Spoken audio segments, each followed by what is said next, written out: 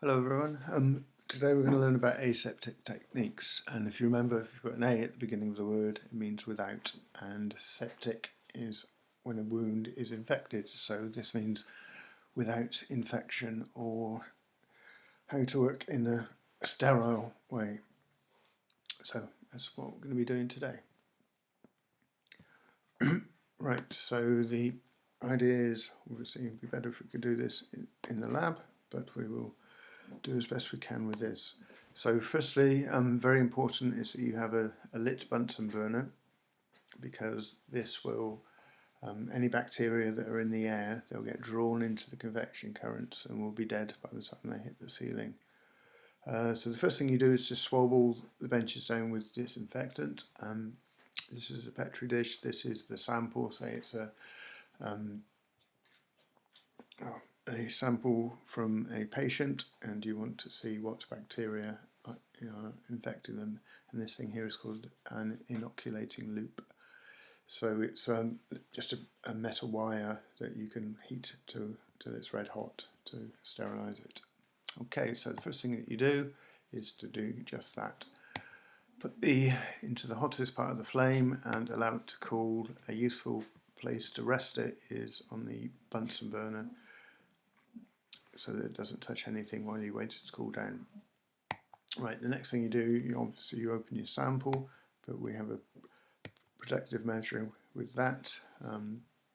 You grasp the lid of the bottle with your little finger of one hand, and with the other hand you place the neck of the bottle through the flame. That will sterilise, obviously, the neck of the bottle. Right, so then it's the inoculating loop. You put it in, obviously once it's cooled down, you grab some of the sample, you flame the bottle again before you put the lid back on, and then you open the Petri dish, but you do it just enough so that any bacteria in the air aren't going to fall onto the dish. Right, so then the next part is called streaking, and we have a specific technique for this. You put it down at the start so the bacteria are just there. You flame the loop now so that it's sterile, wait for it to cool, and then you do this pattern like so. What this is doing is basically you're spreading out the bacteria, because you'll have so many bacteria here, billions probably, that to see individual, what we call colonies, which have just grown from a single bacterium, you need to really spread them out. So you follow this pattern, you sterilise your loop each time in between, and you finish with an enigmatic squiggle in the middle. 2 bits of sellotape, and generally in schools we obviously don't want to grow pathogens, so we wouldn't be sampling from humans here, but we put the sellotape like this, and this allows air still to get in, because all of nasty pathogenic bacteria are anaerobic, so they can be killed by oxygen. So if you wrap it around the sides, which you'd think would be the sensible thing to do, then you could be encouraging the growth of these.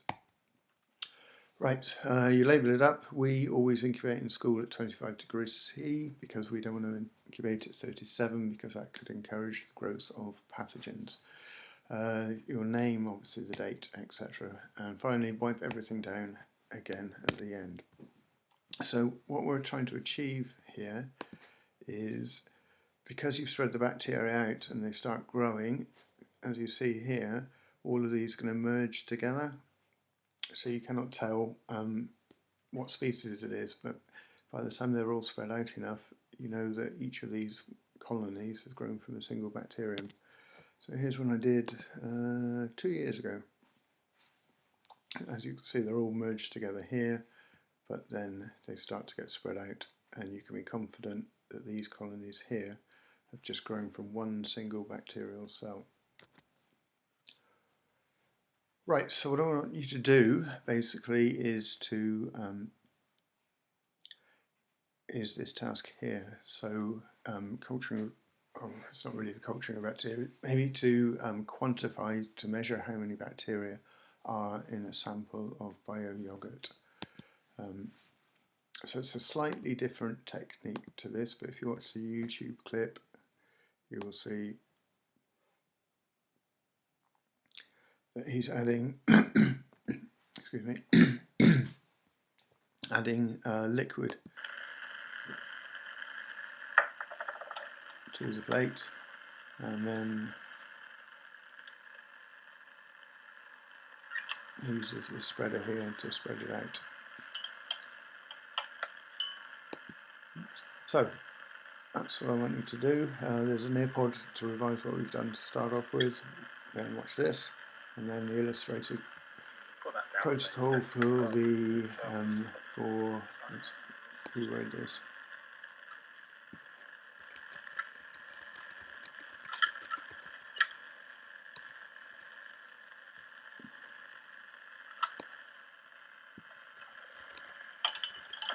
Okay, so that's what I want you to do.